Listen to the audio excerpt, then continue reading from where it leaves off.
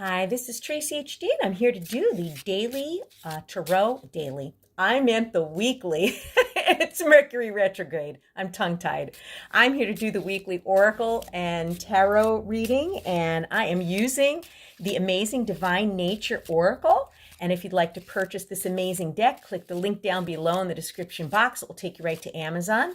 You can use this reading as a pick a card reading, 1, 2, or 3, or a blended reading with all 3 cards. As I shuffle the deck, I'm asking all light beings, angels, and God, please relay the message I need to share with my viewers, the highest good of all. And the top card, or card number 1 for the beginning of the week. I'll choose the middle card for card 2, or the middle of the week. And I'm going to choose a bottom card for card 3, or the end of the week. Let's see what we have here. So we start out the week with card number 20, for those of you that follow numerology. And this is Encourage Effortlessness. And it's a beautiful woman with a butterfly type of wings. And it looks like a lotus flower on the bottom. This whole deck is amazing. The artwork is just incredible. And this card is saying, we weren't raised to work with the ebb and flow of energies.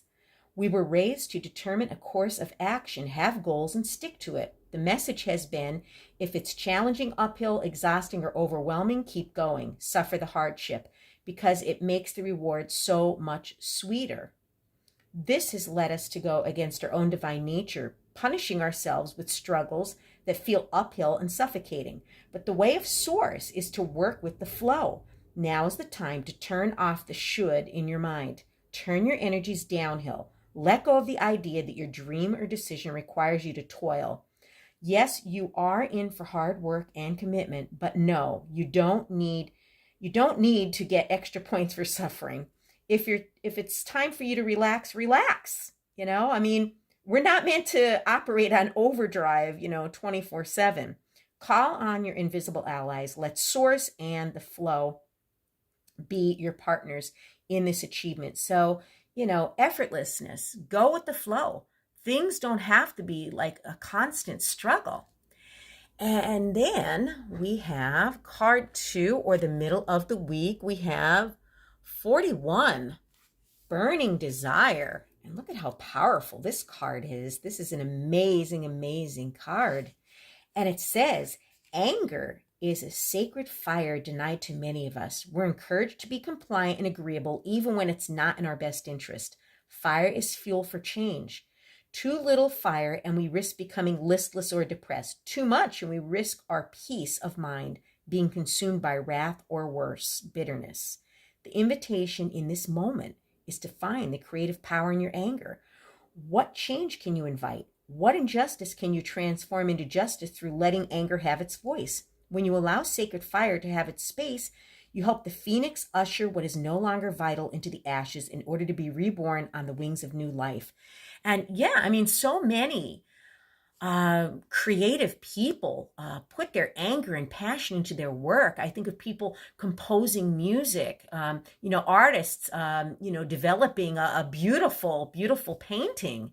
So what is it that you could use, this anger into, something positive? What can you put your passion into something positive at this point? But there needs to be a balance. I mean, too much, of course, you're going to be consumed with anger. Too little, and you're going to be bored and listless. So whatever it is, put your passion into something. And then last card number 3, or the end of the week, is Bubble Up. And you know what? We had this card. Was it last week or the week before? This card looks familiar. And this is telling you to protect yourself pretty much, to envision that gold bubble, that golden bubble of light surrounding you. Your energy, vision, and self-love are worthy of being protected. Many times we look for an outside source for that sense of protection, a romantic partner, intimate friends, or family. But this moment is asking you to treasure your own value and protect it with a golden bubble of protective energy.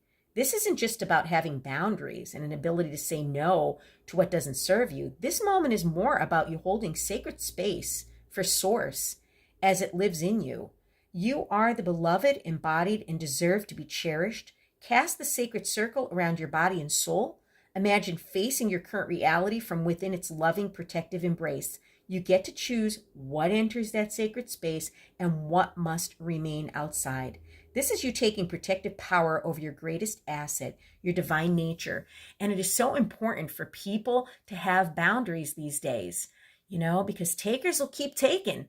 And boundaries are not mean. Boundaries are necessary to have a healthy and, happy and balanced life. So, think of people that you may need to set some boundaries with. And of course, protect yourself. What a beautiful, beautiful message. If you've enjoyed this reading, I would appreciate it if you would please give it a thumbs up to get this video more exposure here on YouTube. Subscribe to the channel because I will be back with more.